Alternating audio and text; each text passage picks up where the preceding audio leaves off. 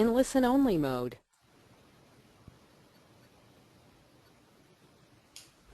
Well, welcome everybody to our regular CFQ webinar. My name's Alyssa and I'm the Education and Training Coordinator here at CFQ. And today I'll be facilitating the Finding Your Horizons, Finding My Cure for CF webinar. Before we begin, I'd just like to say a big thank you to Cooper's Brewery Foundation who fund the CFQ webinars. Now, tonight this webinar will be presented by Anne Lee and Stephen Sadler. Now, Anne is a social worker who has worked at the Prince Charles Hospital Adult Cystic Fibrosis Centre for the past 12 years. She has been on CFA's peer review panels as part of a multidisciplinary team reviewing CF centres in Sydney, Newcastle, Adelaide and Perth. And as for Stephen Sadler, he is an actor, filmmaker who is currently filming a documentary about becoming a competition drag racer. He also works for Brisbane Powerhouse. He has been a past member of the CFQ Board and a past member of the Prince Charles Hospital Adult Cystic Fibrosis Unit, Centre's Patient Advisory Committee. And he is a thriving cystic fibrosisian. Now, yes, I did say that correctly, and Stephen will talk more about that later. So, now for our guests at home, you'll see that a little window has popped up on your computer, on your desktop. Now, this will allow you to type in any questions that you may have. And as the facilitator, I can see those questions come through. And if you would also like, I can unmute your microphone. You just need to click on that little hand icon on the desktop, and that will unmute your mic and you'll be able to ask the questions to Anne and Stephen yourself. Otherwise, type it in the little box and I can relay it for you. So let's get started tonight. I'd like to welcome Anne and Stephen. So over to you two. Thank you. Thanks, Alyssa. Yeah. So I thought we'd start with, do you remember a clinic a couple of months ago you were talking about how you weren't going to let CF stop you from doing things anymore? Yeah. And I said, it sounds like CF's like a person. And I said, when we did the last webinar with Darren, Alyssa, you introduced Darren as an adult living with CF. And, Yes. And I remember thinking at the time, it sounds like it's a roommate. Like an unwanted house guest. Yeah, it pretty much to me sounded like the plot to 2.5 Men. Basically, you've got Charlie Sheen who's living his life the way he wants to live. He has his money, his house, and he's living the way he wants to live. And then this freeloader decides to start living with him after he's had some issues. But basically, the storyline is, I'm Charlie Sheen. I'm living life the way I think I should be living it, and I've got this house guest, cystic fibrosis, living in my house, and every now and then when I'm trying to do something, whether it's go to work or, I mean, I'm not an alcoholic womanizer to the same degree that Charlie Sheen's character is, but... Or rich? Well, not at the moment, but hopefully one day. And but yeah, cystic fibrosis would be there nagging me about how I should be doing this, that, and the other. And yeah, it's pretty much 2.5 Men is what living with CF is like for me, because and then he's got this kid as well, and it just sucks the fun and joy out of things you want to do. Of always having this thing tell you that you can't do this for some reason, or they make it hard for one reason or another. So,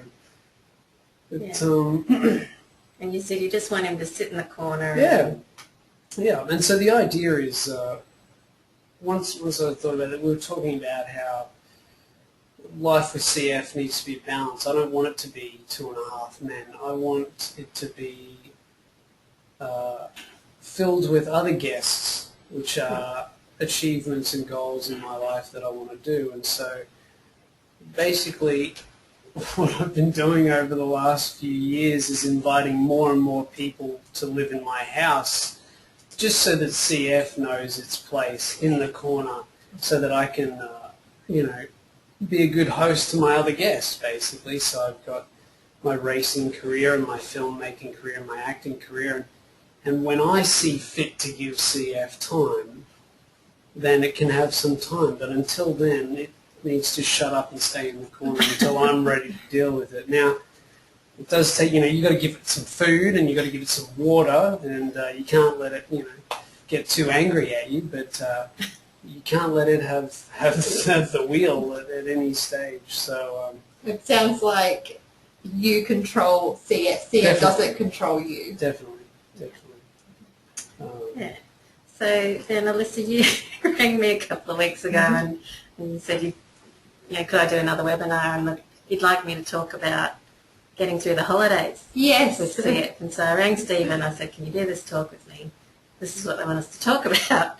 And he said, it's quite, it's a bit of a narrow topic, I felt, and because I think getting through the holidays is really, it's really easy to do if you've got something going on other than just worrying about how much salt and glucolite and that sort of thing to take. I think there's more of a fundamental question, potentially a philosophical question of not just what's the weather like today and I need to take 5 salt tablets. I mean, anyone with CF knows how much salt and glucolite they need to have on a hot day. Yeah. And the reality is if you're of consenting drinking age, that you're going to throw a few back over the holidays and have a good time and maybe write yourself off. That's just going to be the reality of it. And it's really, everyone has their advice on what you should do, but at the end of the day, you're in the driver's seat. If you want to have your wild nights out, go for it. But just prepare yourself and have a good time, and then make sure that when you wake up, you also have a good time after that. You're not hungover and having to go into hospital because you're so sick and that. But so I mean, I couldn't really give too much into that topic because that's really my thoughts on it.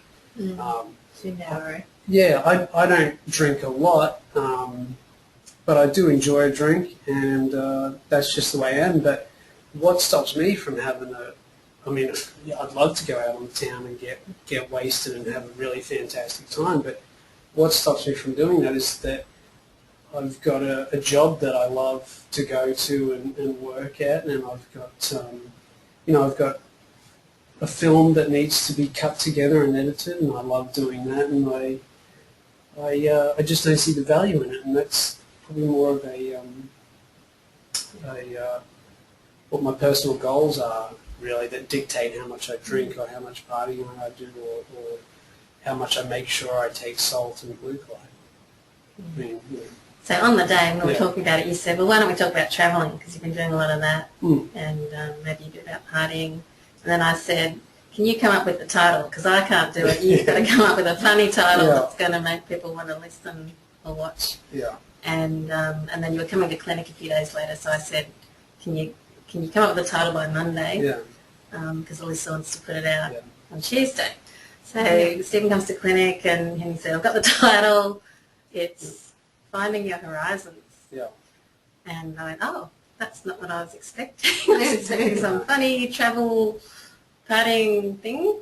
Once again, once I'd gotten off the phone to you, I felt that that was still another narrow, it was too narrow of a thing, and it came back to that thing of fundamentals. I think travel is a fantastic thing for people with CF to do. I think, and I held off from traveling for such a long time for different degrees of reasons and fears. And I'm still not a big fan of gravity, but it's what I want is overseas, so I have to get on a plane. But it was just that thing of, once again, that came down to what I fundamentally need in my life that made me want to go travel.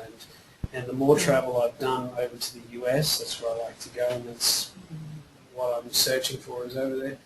And it just made me get on that plane, and it made me do treatment more, and it made me really have my plan B's, C's, and D's all lined out. And, you know, I can't be worried about not having insurance and stuff like that. I just take the precautions I need. I take a measured, it's a risk that is worth the reward. And I think, and so even that came down to the fundamental thing of having a purpose to live. Yeah. And I was showing Stephen the list of webinar topics that had already been done, and he said, all these things are factors of not having a life. That's it. So if you've got a life, transition's not an issue. That's it. Compliance, you know, is I'm not going to say it's not challenging. It's challenging. But all these things can be answered with the changing of. I mean, let me break it down like this. Everybody says, I hear it over and over again, the most important thing in the world is your health. Well, I think that's crap, because you don't hear people on their deathbed going, oh, I've had so much health in my life. They don't say that. They say, I wish I'd have done this, I wish I'd have done that, and no matter what age they are, I wish I had more time with my family and that. Well, newsflash, death is going to catch up to us sooner or later. So if you want to spend time with your family, spend time with your family now. If you want to go, skydiving, or if you want to learn a musical instrument or anything like that, or if you want to go drag racing or any of this crazy stuff I'm doing, you have to just do it. And I've got cystic fibrosis. You know, I will never have optimum health. And one day, this thing's probably going to get me. But that's just the reality. So, but when I'm on my deathbed, I was like, well, I had a pretty good time, and I did the things I wanted to do, and so I put health in a fairly distant third or fourth on my list of priorities. The most important thing in your life is your life, and then health should come out of that, because to me, it just seems really simple. And I wasn't born with this idea. I had to really change my thinking over the last few years. And I've spoken to a lot of people and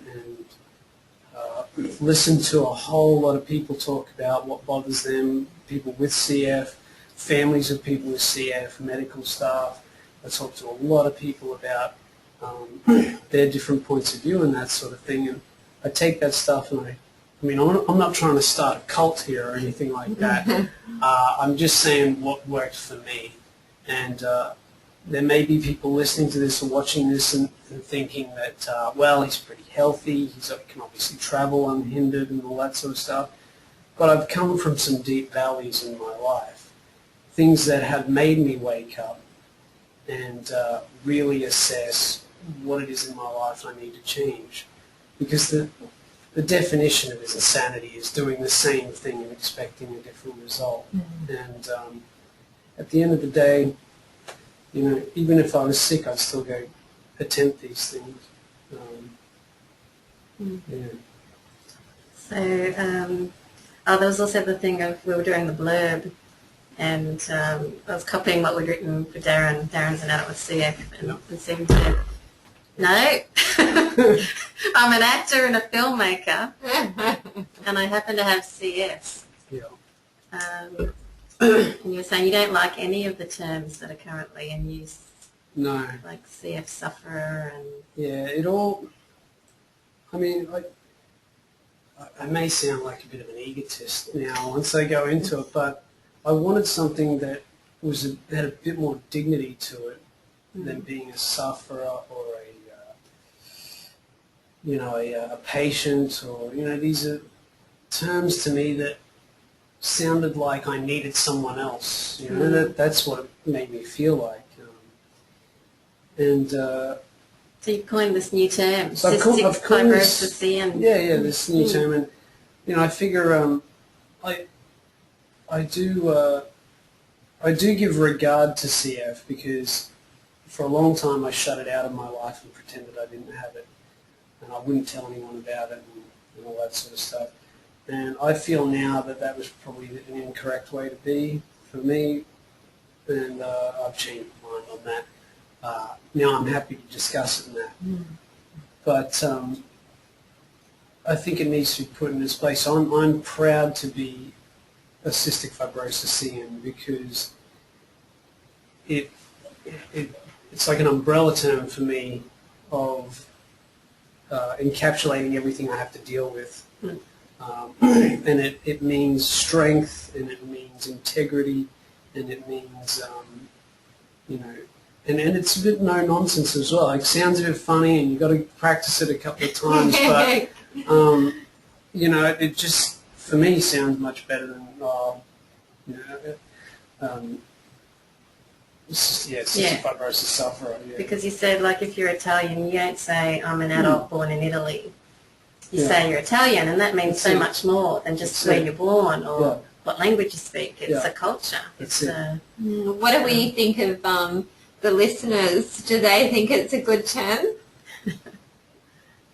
It's really grown on me. Is anybody going to take it on? At the time I said, Stephen, I don't know if this is going to catch on. Hey. Yeah, I like it. I like it now, yeah. You know, I'm an Australian and I'm a cystic fibrosisian. That's it. Amongst other things. Drag racer. Actor, filmmaker, cystic fibrosisian. Yeah. So do you want to talk now about a bit about your journey to this point when you... So, as I said earlier about the... Can I just before you get started on this, Stephen, we have someone who's just said, I like it. I like how it encompasses everything. So maybe, just maybe, this might be a term that could take off. Yeah, because like if all those other terms don't encapsulate. I mean, there are pros to having cystic fibrosis. It's definitely character building. It gives you a great BS meter, you know. I'm pretty much BS proof these days. So I think it is a term that covers the positives of having CF as well. And it's like setting myself aside, but in a positive way, not a negative way. Yeah. Because even Survivor and that, it's like it gives this idea of that I've survived it, when really I'm still in the thick of it. I'll always be in the thick of it. That's the reality of cystic fibrosis. There is no days off. Even the good days require this whole bunch of management to get through it. So even that term doesn't... Survivor, what's that? You know, it's like I haven't been rescued. No one's rescued me yet, so you know. Well, do you want to talk about your project? Oh yeah. I'll say about the journey and the project. So a few years ago, you know, I did have these deep valleys of illness. You know, my lungs were on the way down, and you know, I'd had some serious stomach issues a number of years back. Required surgery, and you know, I had gone and studied, and I thought I was doing the things in my life that I wanted to do. I thought I was free to make my own decisions, but there was always these little things. Once again, that housemate trying to dictate what I do and don't do, and it had gotten to a point of subliminally I believed I was doing what I wanted, but it took a couple of things for me to snap out of it a bit. I started looking around, going through my 20s and seeing other people my age achieve things in life that I wanted. I wanted those things, but I realized that having cystic fibrosis, I wanted more. You know, I basically wanted more. But I got to a different way of thinking through experiences of not thinking that the world owed me something, because I had thought that when I was younger. Or But being angry with... oh yeah, I'm angry, and I'm still angry. Like, I am still angry, you know. But channeling that into the right things in the right areas of your life. I mean, nothing gets stuff done better than anger. You know, happiness is too. You know, happiness is great, but anger definitely gets stuff done. Yeah.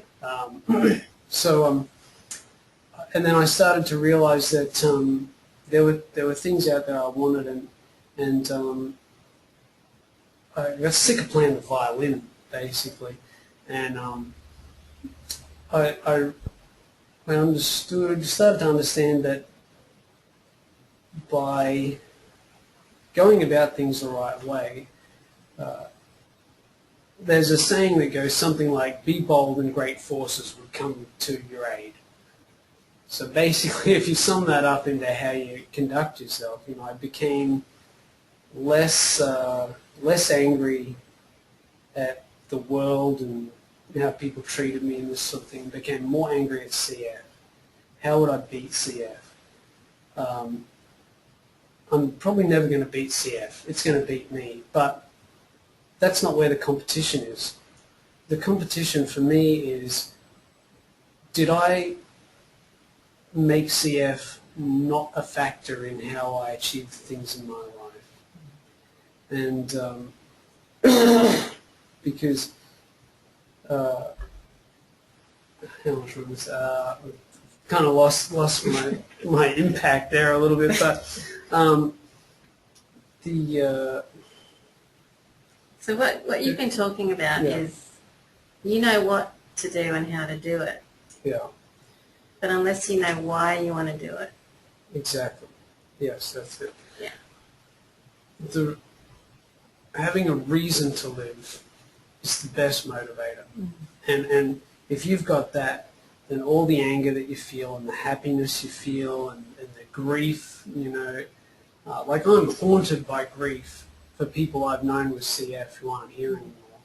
And nothing is going to take, in my opinion, nothing takes away bad traumatic stuff that happens to you in life. It's on a scale, and the scale was getting so heavy with traumatic stuff, and nothing was working to try and stop it. Being more angry wasn't working in that, but having a reason to live put me on a track to adding the stuff in the positive scale to start to level that out. Nothing's going to take that away, but if I can load enough good stuff onto here, this stuff, it's just not as loud anymore. It's and so yeah, that having a reason to live made the challenge of how am I going to live a lot easier to figure out, and it made interacting with everyone a lot easier to find the answers I needed to go forth, and also make that a two-way street. And once people saw that I was in control of that and not just angry and reluctant and digging my heels in, those forces came to my aid. Medical staff up at Prince Charles do amazing things to get me on track to achieve the dreams that I want to achieve. And also people in the community, my family, definitely my immediate family. I mean, they put up with me, so there must be a reason why they put up with me, because it can be a bit difficult at times. But now that it's for a purpose and not just because that's all I can feel, it's definitely made that challenge. So I think with that, things of compliance and you know, whether or not I should do this or that, or is this going to be good for my health, or it makes me dig a little deeper because there are times I don't want to do my medication. There certainly are. You know, there are times when it's hard to wake up, and I mean, there are times I don't do my medication. Even these days, I didn't do Palmazine today so that I could talk to you. You know, there are those challenges where everything's a mathematical equation. Is it worth it today to do this? Is it worth it today to do that? But it takes a hell of a lot of management, and having said that, I completely empathise with someone with CF who says, Stephen, that's all very good for you. You seem to be doing okay with that. I don't feel that way. It's harder for me. And I completely empathise because, you know, there are times when it's hard, but it's worth it. But there are definitely times where it's like, far out, this is really difficult. And I don't know whether it's just my wiring that's maybe the way I am, but you know, everyone with CF has, in my opinion, has the ability and right to really do whatever they want, to be honest. You know, I would like to see people really dig deep and try harder in that, but I don't begrudge anyone for the choices they make with CF, because unless you have CF or a chronic illness, you know, in the same sort of fashion, people can read books about it and that, but no one has an idea what it's like to walk in someone else's shoes. And you know, I'm just telling my story in case someone out there hears it and it reinforces something they're already thinking, or it helps them look at something differently, or they could think I'm completely full of crap, and that's okay as well. So, yeah, but that journey really got me into what did I want out of life, and I started asking the questions of, okay, what I want out of my life is to be an actor and a filmmaker. And once that stuff started to come together, and you know, I wanted money like everyone else. You know, money makes life a lot easier. And then I also wanted to go drag racing. So after all this time, I had orchestrated this film I wanted to put together because I wanted to go drag racing, something I've wanted to do since I was a kid. I'd been around it. My dad used to pit crew for one of my uncles who used to race. And but all these years, you know, I focused on being a filmmaker and an actor, and that was fantastic. But I had this burning desire to go racing, and I hadn't realised that I'd let CF stop me from doing it sooner.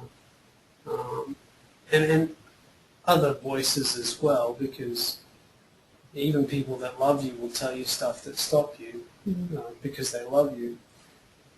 And people have this idea, you know, drag racing is a waste of money, or it's this or it's that, and it's all from their own opinion. And I got into that race car, you know, 6 weeks ago, and I can't believe it took me till I was 31 to get into it and go do the licensing.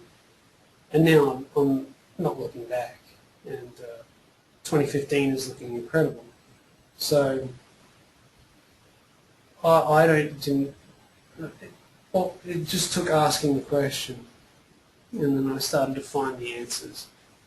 But it took an attitude shift. It took putting CF in its place. I stopped saying that when my breathers get better, I'll do something. I started saying things like, I don't care about the numbers on the breathers, I'm going to go do it anyway, and even if it takes me twice as long because my breathers aren't up, so be it, it's worth it. Like I said, challenging as hell, but worth it, because I'm a happier person, I'm more focused, and I'm achieving things. Like, if I won the lotto tomorrow, all I would do is exactly what I'm doing, just better. Mm-hmm. And that's how I think people with CF should be about having CF. There's new technologies that are coming out, new medications and all that sort of thing. You know, I've been hearing that there's going to be a cure in 5 years for CF since I was about 5 or 6, and it's never been. And there have been times where I've sat there and been like, well, when the cure comes, I'm going to be fine, and then I'm going to go do this, and it still hasn't happened. Like people who win the lotto and then they have nothing a year later. If you don't have your life sorted out and don't have an idea of the goals and things you want to achieve in your life, no medication is going to fix any of that sort of stuff. That stuff comes down to fundamental mind, heart, and spirit. And, you know, that's really the message I want to put out there, because that's what's got me to here. And you weren't finding excuses to hold yourself back. No. There are definitely hurdles and challenges, but You know, yeah, there's no excuses. Yeah. It made me a more honest person as well. Mm. And it made me better with my time management. Having more on my plate definitely made me, because it became a thing of, well, I want to go do this today, so I have to have that medication or this, that, or the other. I mean, some of the medication I take, I can't feel any different. But I've taken some of that stuff since I was a kid, and now I'm 31 with cystic fibrosis, so obviously, even though I don't feel it, it's doing something. 10 years ago, I didn't care about that outlook, but now I do. But I mean, if I had the idea that I could go do anything I wanted genuinely from people, I'd probably have started on this track since I finished high school, I think.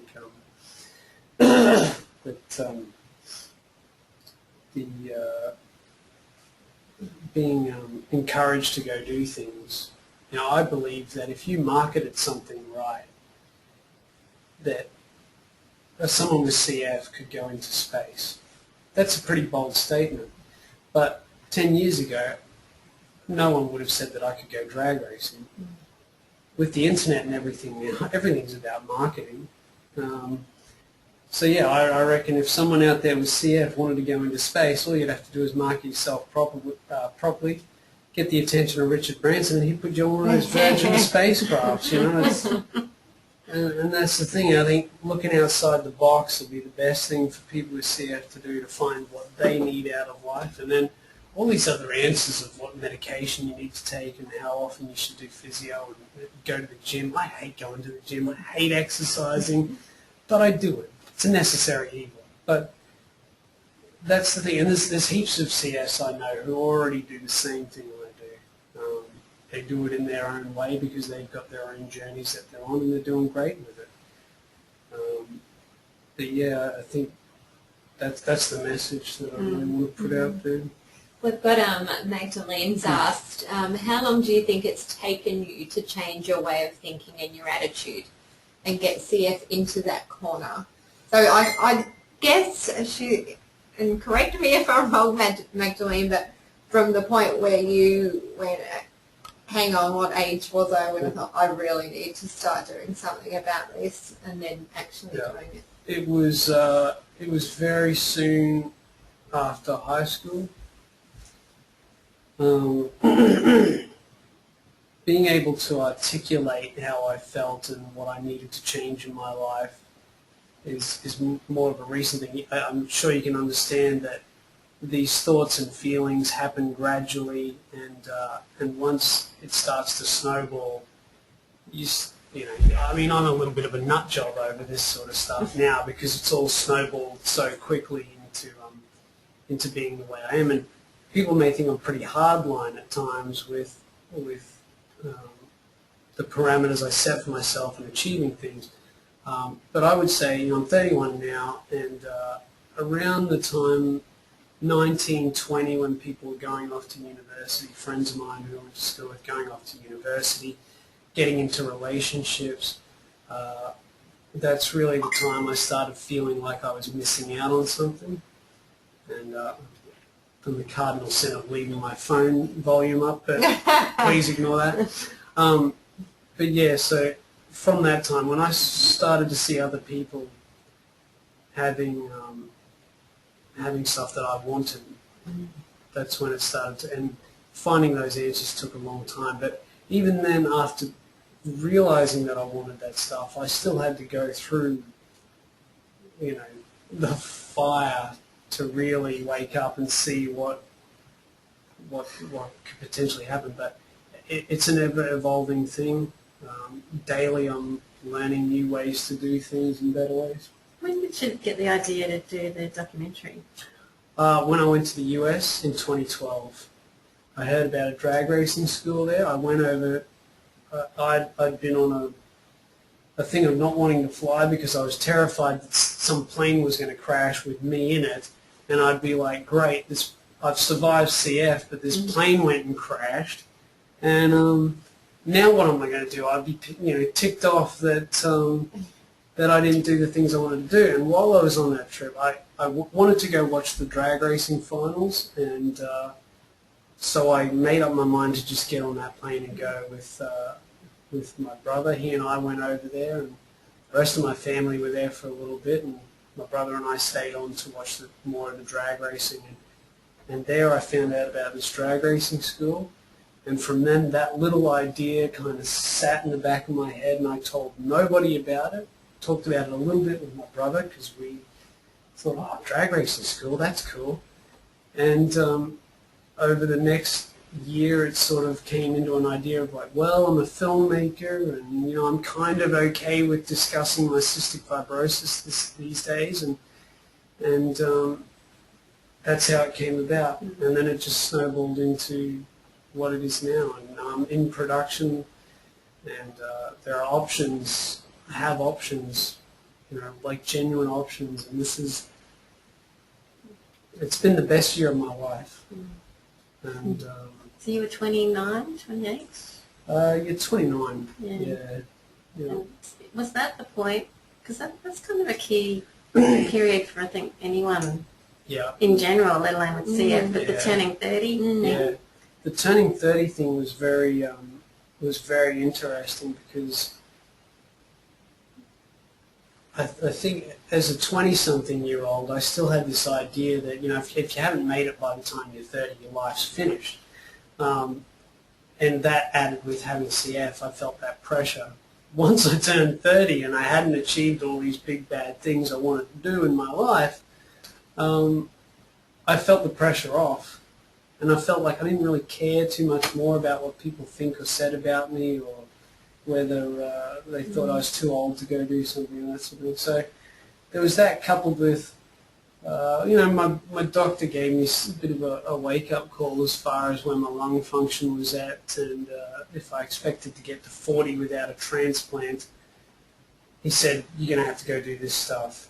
And that kind of, once again, shocked me once again into, holy crap, there's some stuff I need to go do,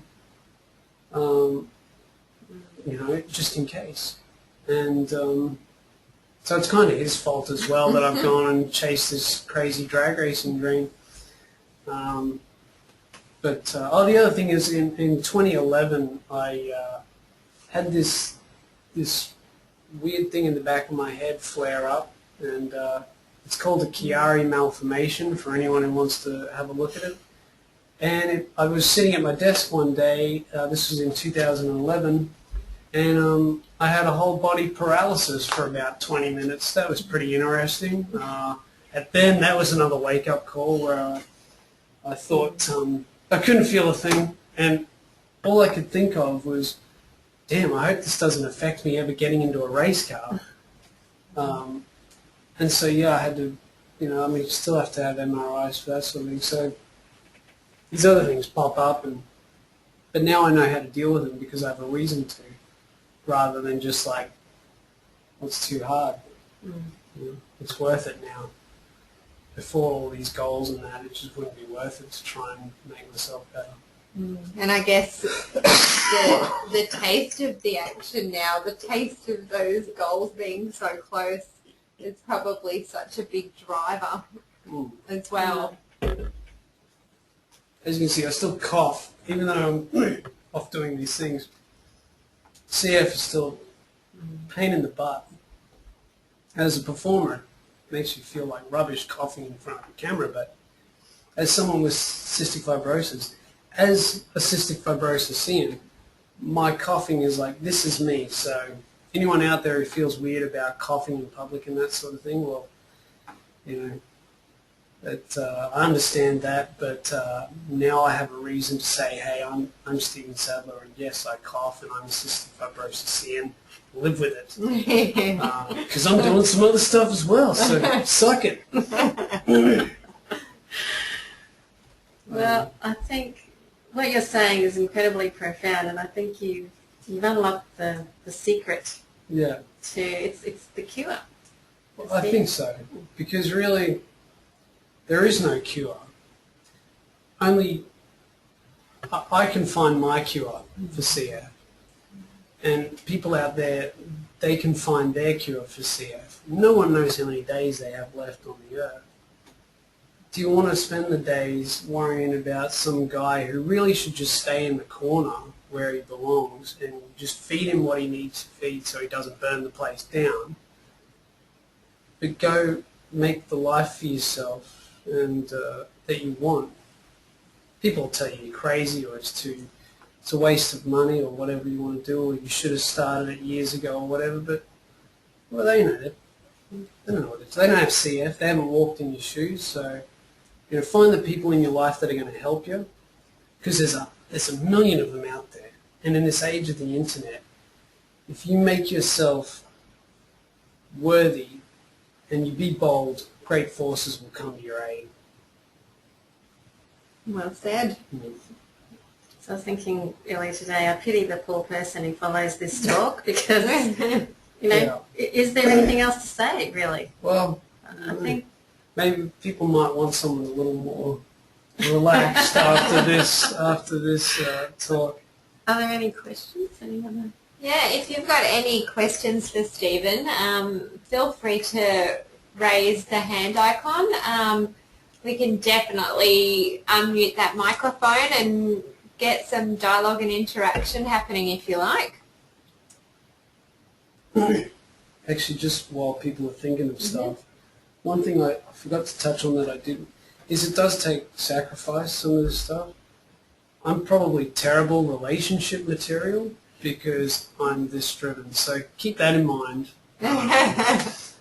Because it can be a factor. It's a factor for a lot of people with CF that relationships can be difficult and that sort of thing. So I do want to acknowledge that. And there's a lot of people with CF who do have great partners because we can be a bit of a handful at times. And we're probably worse once we start to get motivated because if you ask my medical guys, I'm probably more of a handful now that I want to go do this crazy stuff. And family and friends, but finding the people who want to help you, who love you.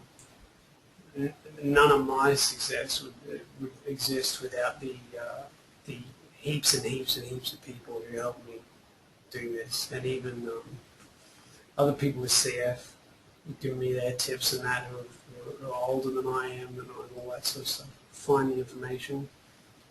I guess on the other side of that, did you have the people who said, Stephen, this really isn't a good idea? You're crazy. You really shouldn't be doing it. Yeah, which is why I kept a lot of it pretty close to my chest and didn't say it to the people who I knew would say, do you really think you should be doing this, that, or the other? The negative aspect. Yeah. And it's not negative because, some people want to shoot you down, that's just a reality, but most people do it because they're worried about me traveling to the US, big scary US, where if you sneeze you're going to incur medical costs, astronomical, and you just have your backup plans. And, not everyone can travel to the US, I understand that, but find the places you want to journey to, whether that be an actual geographical thing or a metaphorical thing, then you'll find a way. And I guess also the health insurance, how did you go about that? What was the result at the end of the day? All I did was I got the most amount of insurance that I could get. None of it covered my CF. So I covered for broken legs and things like that, broken arms, but any of my pre-existing stuff wasn't going to cover it. So my lungs are in reasonably good shape. My guts are more the volatile thing, but even then that's been pretty under control. But I just had my plan Bs and Cs and stuff, and had everything gone pear-shaped overseas. I've usually got a window of 24, 48 hours that I know if I'm going to meet some serious issues. But at the end of the day, I was over there to fulfill my dreams, and I could go ahead and say, well, money's object, but it was worth it. It's a calculated risk, you know. It was like probably a 2% chance that I'd have an issue with my gut. And even then I could probably fix that because I'm hypersensitive to it and I shoot first and ask questions later. So, you know, but that I'm just prepared for that. And that's just what I had to do. That's what I had to do. What I wanted was there. That was what I had to do. You know, it's just that simple. I mean, if you got your arms and legs are working right, and your brain and your heart are working good, and you know, I mean, even if you are on oxygen, you know, I've been pretty sick at times, and I've had surgeries and that sort of thing, it's just when you start getting those endorphins from achieving those little things on your way to the big things, it's much better than medication. Medication helps, but I mean, I'm still high off being in the US. The endorphins from that are still unhappy as, but there are challenges, but the challenges start to be really, really satisfying once you start getting down the road. And when you can look back, it's amazing, and people will want to help you more, and it's just really unlocks the good side of people to want to help. And once you've proven one thing, that you can go do one thing that you said you're going to go do, people get off your back about it. They go, oh, maybe this crazy lunatic does know a thing or two about what he's doing because he did go and actually do that. So, you know. So besides the drag racing, is there any other crazy things in the works? No, just more drag racing. Going faster would be a pretty good thing. So I'm licensed to drive anything up to 7 seconds quick in a quarter mile now. So yeah, we'll see what. Pretty busy at the moment. You're making a documentary, so that's a lot of. My minutes are all earmarked for something. Yeah. But I do get sick as well, and I do a lot of treatment to keep this way. I'm having to work on this exercise regime at the moment, which is so boring. Luckily, I'm doing it with a friend of mine who's really into that sort of thing, so that helps. But it's only because I can go drive a race car. That's the only reason why I'm doing it. As far as doing it for my CF, I wouldn't see the benefit. I'm fairly skinny, but that's genetics, so I've never been able to put on weight very well. And now I don't worry about it anymore. You know, anyone who cares about that stuff outside of the medical world is just superficial, and I just add with my character. You know, that everything's an equation in this world. This swipe away your Facebook, social media world. And if you do want to get into the thick of it, you know, you do have to put in some elbow grease and contribute something back, whether it's with your personality or your intellect, or how you can make other people feel. So yeah, I urge everyone with CF to start on the internet, start with the people you know, and you figure it out. Most of people with CF these days are on that track. You know, a lot of medical practice is geared to getting the most out of life instead of the most out of the clock these days. So,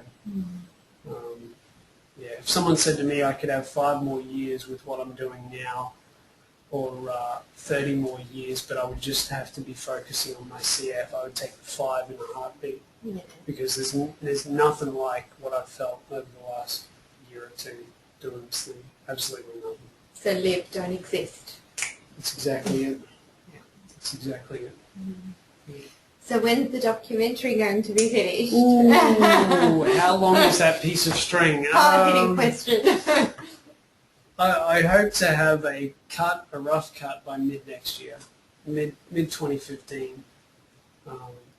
But when people can see it, well, it depends on what festivals I put it into and all that sort of thing. But and it depends how next year goes. You know, if I can get into a race car or something, then that may add to the documentary. And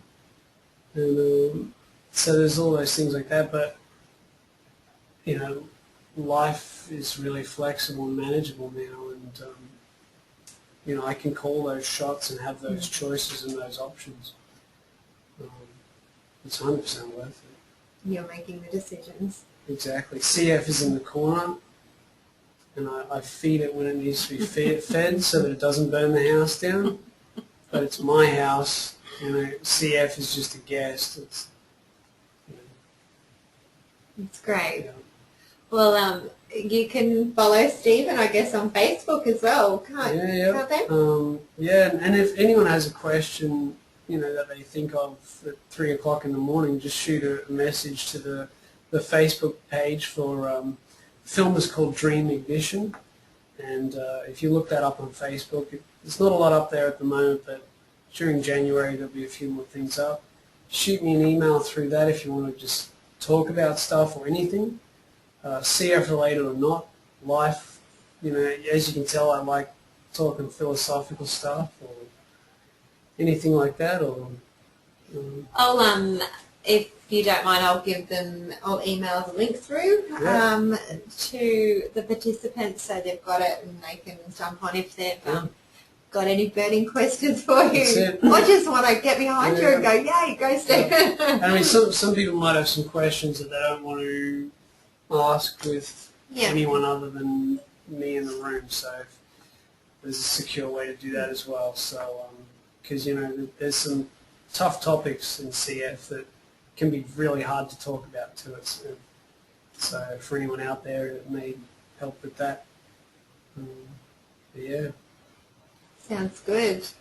So anybody at home before Stephen and Anne leave us for the night, if you have any questions at all, shoot them through now. Otherwise, I'd like to thank Anne and Stephen for coming along tonight and sharing your valuable insight, and I'm sure everybody hasn't moved that I can see that started at the very beginning of this, so it's really been extremely interesting. I guess the bottom line is chase your goals. You control CF, don't let CF control you. And also remember that term, a cystic fibrosis. I got it the first time I said it, not the second. I'll also pop that in the email so people remember that too. But I'd just like to say thanks for the guys at home for tuning in tonight, and this will be, it is recorded, so it will go up online tomorrow. Look out for our next CFQ webinar. That will be early February now. So I'd just like to wish everybody a Merry Christmas and a safe and happy New Year. And you too, guys. I hope you have a wonderful Christmas. And thank you for participating, and we will see you again next year.